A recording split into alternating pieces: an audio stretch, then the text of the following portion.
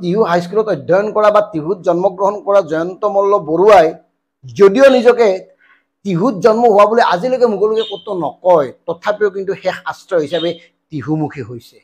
এইকাৰণে কৈছোঁ, জয়ন্ত মল্ল বৰুৱাই চানকুছিৰ মল্লভোজৰ বৰুৱা ফেমিলিৰ কথা কৈ গৌৰৱ অনুভৱ কৰা কথাটো আমি জানো। তাৰ পিছতো এতিয়া টিহুমুখী কিয়? আৰু মন কৰিব, এইখন চৰকাৰে টিহুক মহকুমা দিম বুলি ললিপপ চুহিব দিলে। তাৰপিছত আহিল সমজিলা।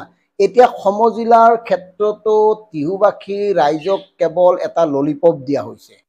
আৰু এই ক্ষেত্ৰত টিহুবাসীৰ হৈ নে চন্দ্ৰমোহন পাটোৱাৰীয়ে থিয় দিছে, নে ৰঞ্জিত দাসে থিয় দিছে, নে জয়ন্ত মল্লই থিয় দিছে। কাৰণ টিহুত মহকুমাৰ দাবীত টিহুৰ যুৱক হিমাংশু শ্বহীদ হৈছে, আহত হৈছে একাধিক। টিহুবাসীৰ ৰাইজে সংগ্ৰাম কৰিছে, সংগ্ৰামৰ নেতৃত্ব দিছে।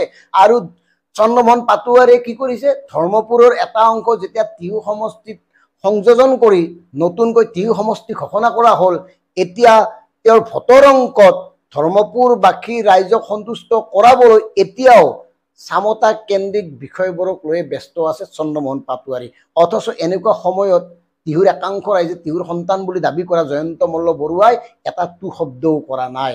গতিকে এই কথাবোৰ টিহু সমষ্টিৰ সচেতন লোকসকলে বিচাৰ নিশ্চয় কৰিব।